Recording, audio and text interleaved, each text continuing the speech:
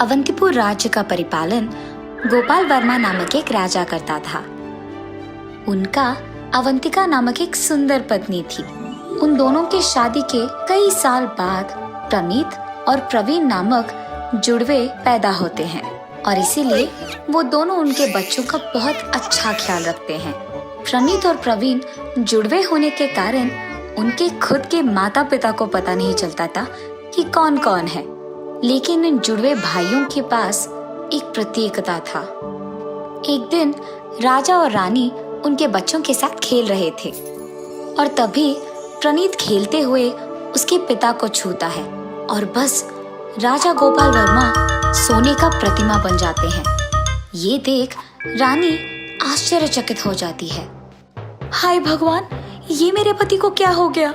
मेरे बेटे के छूने के कारण वो ऐसे प्रतिमा कैसे बन गए?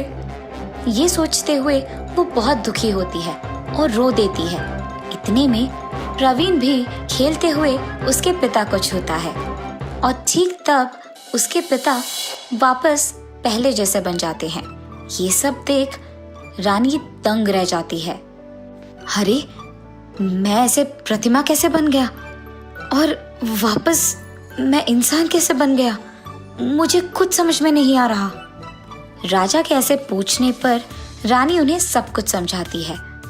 जब पति पत्नी बात कर रहे थे, वो देखते हैं कि प्रणीत प्रवीण को छूने जाता है और छूने के बाद प्रवीण को कुछ नहीं होता है और ये देख राजा रानी आश्चर्यचकित होते हैं।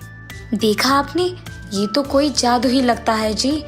शायद हमारे बच्चे जादुई जुड़वे हैं, क्योंकि प्रणीत जो कुछ भी छूता है वो सोने में बदल जाता है और जब प्रवीण उन चीजों को छूता है तो वो पहले जैसे बन जाते हैं। पर आपने क्या ये देखा है कि प्रणीत जब प्रवीण को छूता है तो उसे कुछ नहीं होता है? तुम ठीक कह रही हो अवंतिका। प्रणीत के छूने पर सब कुछ सोने में बदल जाता है और प्रवीण के छूने पे वो सारे पहले जैसे बन जाते हैं। प्रवीण के अंदर ये शक्ति मौजूद होने के कारण ही प्रणीत के छूने पर भी प्रवीण को कुछ नहीं हो रहा है। इसका मतलब तो ये हुआ कि जो मुसीबत ये शुरू करते हैं उसका खत्म भी यही कर पाएंगे। लेकिन अब से हमें बहुत चौकन्ना रहना पड़ेगा और हमें प्रवीण को कुछ भी छूने से मना करना होगा और किसी और को उन्हें छूने से रोकना होगा। बच्चों के बड़े होने के बाद हम उन दोनों को ये चीज समझा देंगे। तब तक हमें इनका ख्याल ध्यान से रखना होगा। ठीक है जी। और तब से अवंतिका और राजा उनके जादुई जुड़वों का बहुत अच्छा ख्याल रखते हैं। प्रणीत और प्रवीण दिखने में भला जुड़वे ही क्यों ना हो, उन दोनों के व्यक्तित्व में जमीन आसमान का फर्क था। प्रणीत किसी से भी दोस्ती नहीं करता था, लेकिन प्रवीण के बहुत सारे दोस्त थे। प्रणीत को मिठाई बिल्कुल अच्छा नहीं लगता है, लेकिन प्रवीण को मिठाई से बहुत प्यार है। प्रणीत लालची था, लेकिन प्रवीण दयालु था और सबकी मदद करता था। कुछ साल बाद प्रवीण और प्रणीत दोनों बड़े होते हैं। सारी शिक्षाओं में सफल होके वो अपने माता पिता की सहायता करते हैं। एक दिन जब उसके दोनों बच्चे उनकी माँ का सहायता कर रहे थे, तो राजा उनको देखते हुए ऐसे सोचते हैं, प्रणीत लालची है मगर और ऊपर से मेरी बीवी को उससे बहुत प्यार है। अगर मैंने जायदाद की बंटवारा अभी नहीं किया तो हो सकता है कि मेरे गुजर जाने के बाद प्रणीत वो सारा जायदाद अकेले लूट कर ले जाए।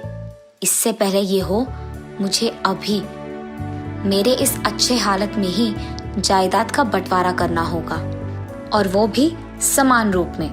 बेटा प्रणीत, बेटा प्रवीण, इधर आओ। जी पिताजी, आ रहे हैं।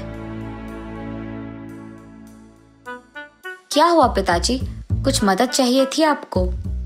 कुछ नहीं बेटा, इससे पहले कि तुम दोनों में इस बात पे झगड़ा हो जाए, मैंने फैसला लिया है कि अभी के अभी मैं मेरे जायदाद को समान रूप में बांटकर तुम दोनों को दे दूंगा। पापा के जायदाद में ज्यादा हक मेरा ही होना चाहिए और उसका ज्यादा भाग मैं ही लूंगा। इसके लिए कुछ करना होगा। पिताजी, मुझे ये बिल्कुल नहीं पसंद कि आप आपके जायदाद को समान रूप में बांटें। हम दोनों में जो भी ज्यादा शक्तिशाली और बुद्धिमान है, उसी को आपके जायदाद का ज्यादा हिस्सा जाना होगा।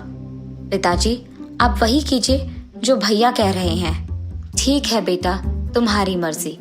तुम दोनों में कौन ज्यादा शक्तिशाली और बुद्धिमान है, ये जानने के लिए मैं एक परीक्षा रखूंगा।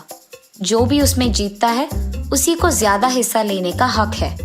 तुम दोनों सारी शिक्षाओं में सफल हुए हो, इसीलिए जो परीक्षा अब मैं रखने जा रहा हूँ वो तुम्हें आसान लगेगा। परीक्षा ये है कि मैं तुम दोनों को 2 घोड़े दूंगा। तुम दोनों में से जो भी ज्यादा दूर इस पर जाकर सूर्यास्त के पहले घर लौटेगा, वही जीतेगा। मैं तुम दोनों को घड़ी भी नहीं दूंगा, क्योंकि तुम दोनों को वक्त का पता नहीं चलना होगा। और इतना ही नहीं प्रणीत, तुम रास्ते में किसी से भी बात नहीं कर सकते हो, ना ही किसी को छुओगे तुम। ये कहकर राजा उनके दोनों पुत्रों को उनके बचपन की घटना के बारे में बताते हैं। क्या मैं जिसको भी छूता हूँ वो सोने की प्रतिमा बन जाते हैं? हाँ, इसीलिए तुम्हें इस बात को याद रख के पेश आना होगा। जी पिताजी, मैं किसी को भी नहीं छूऊंगा। अगले दिन सुबह दोनों भाई अपने अपने घोड़ों पे सवारी के लिए निकल जाते हैं। मुझे जल्दी जल्दी इस घोड़े को भगाना होगा, तभी प्रवीण से जल्दी मैं घर पहुंच जाऊंगा। ये सोचते हुए प्रणीत तेजी से उसका घोड़ा चलाता है। मुझे घोड़े को ऐसे ही चलाना होगा। जब गर्मी बढ़ जाएगी, मैं घर के लिए वापस निकलूंगा, तभी मैं सूर्यास्तम के पहले पहुंच पाऊंगा। दोपहर को प्रवीण उसके सोच के अनुसार ही अपने घोड़े को पीछे की तरफ मोड़कर घर की ओर बढ़ने लगता है। दूसरी तरफ प्रणीत उसके घोड़े को भगाते हुए बहुत दूर चले जाता है। प्रणीत, प्रणीत! हाँ, ये क्या, किसी ने मुझे बुलाया? ये सोचते हुए प्रणीत उसके चारों ओर देखता है। कौन है वो जिसने मुझे बुलाया? ये कहते हुए वो उसके चारों ओर देखते रहता है। प्रणीत, हमने तुमको बुलाया है। ये कहकर कुछ ही दूर में 3 आईना प्रकट होते हैं। हाँ, तुम्हें मेरा नाम कैसे पता है? तुम्हारे बारे में हमें सब कुछ पता है। तुम्हारे घोड़े को भगाने के कारण ही हम पे जो सालों से मिट्टी थी वो मिट गई। तुम्हारे ही कारण हम वापस आईने बनकर प्रकट हो पाए हैं। आईने बात भी कर सकते हैं? मुझे तो नहीं पता। हम सिर्फ बात नहीं, कुछ भी कर सकते हैं। तुम्हारी हर ख्वाहिश को पूरा कर सकते हैं। अच्छा, तो सबसे पहले मुझे अनगिनत सोना दो। ऐसे मांगने के तुरंत बाद प्रणीत के सामने ढेर सारा सोना प्रकट होता है। अरे वाह, ये तो सच में सब कुछ कर सकते हैं। मुझे तो इन आईनों को मेरे पास ही रखना होगा, इसीलिए इन्हें मैं मेरे साथ अपने घर ले जाऊंगा। ये सोचकर वो उन 3 आईनों को ध्यान से उसके घोड़े पे लगाता है और ठीक उनके साथ ही सोने का वो खजाना भी घोड़े पे रख के चलाता है। हाय भगवान, इन आईनों के चक्कर में तो मैं सब कुछ भूल ही गया। सूर्यास्तम होने वाला है, मुझे जल्दी घर लौटना होगा। शाम होते ही प्रवीण उसके घर पहुंच जाता है और उसके भाई प्रणीत का इंतजार करने लगता है। लेकिन दूसरी तरफ प्रणीत बहुत थक जाता है। अरे यार, मुझे तो इस घोड़े को चलाने का भी ताकत नहीं है। अब मैं क्या करूं? तब उसे अचानक उन आईनों के बारे में याद आता है, तो वो उन 3 जादुई आईनों को बाहर निकालता है। उनसे मांगते ही वो तुरंत उसके घर में प्रकट होता है। प्रणीत को वहां आते देख उसके पिता राजा गोपाल वर्मा उसके पास जाते हैं। प्रणीत, इस परीक्षा में प्रवीण तुमसे पहले आया और इसीलिए वही जीता और जायदाद का ज्यादा हिस्सा भी उसी को मिलेगा। ये नहीं हो सकता और मैं ये होने नहीं दूंगा। काश प्रवीण भी मेरे छूने से सोने की प्रतिमा बन जाता, ये सारा जायदाद मेरा ही बनता तब। लेकिन अब वो नहीं कर सकता हूँ मैं। हाँ, लेकिन मेरे पास जादुई आईने हैं जो मैं कुछ भी मांगू पूरा कर देंगे। उनको इस्तेमाल करके मैं प्रवीण से ये सारा जायदाद छीन लूंगा। ये फैसला करके वो उसके जादुई आईने को बाहर निकालकर, पिताजी अब देखिए सारा जायदाद मेरा ही होगा। उसके पिता के आंखों के सामने ही वो जादुई आईने को बाहर निकालकर उनसे मांगने लगता है। इतने में बाकी दोनों आईने भी उसके सामने प्रकट होते हैं। हम हानि पहुंचाने वाले लालची इच्छाओं को पूरा नहीं करते हैं। जब पहले हम तुमसे बात करना चाह रहे थे, तुमने तो हमें पूरी बात भी कहने नहीं दिया। जो भी हमसे हानिकारक लालची इच्छा मांगते हैं, वो वापस उन्हीं पे चलता है। उनके ऐसे कहने के तुरंत बाद प्रणीत सोने की प्रतिमा में बदल जाता है और इतना ही नहीं, वो 3 जादुई आईने गायब हो जाता है। अरे रे, मेरा भाई ऐसे सोने की प्रतिमा में कैसे बदल गया? मुझे उसे बचाना होगा। भागते हुए प्रवीण उसके भाई प्रणीत के पास जाता है और उसे छूते ही प्रणीत वापस पहले के जैसे बन जाता है।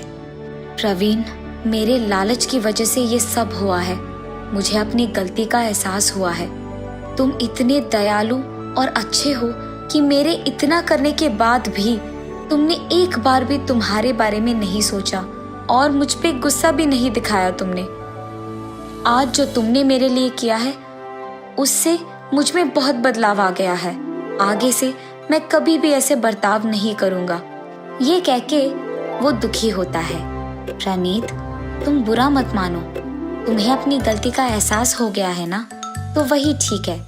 पिताजी की इच्छा के प्रकार ही जायदाद को आधे आधे हिस्से में बांटते हैं और खुश रहते हैं। ऐसे वो दोनों उनके पिता के जायदाद का आधे में बंटवारा करके हमेशा के लिए खुश रहते हैं।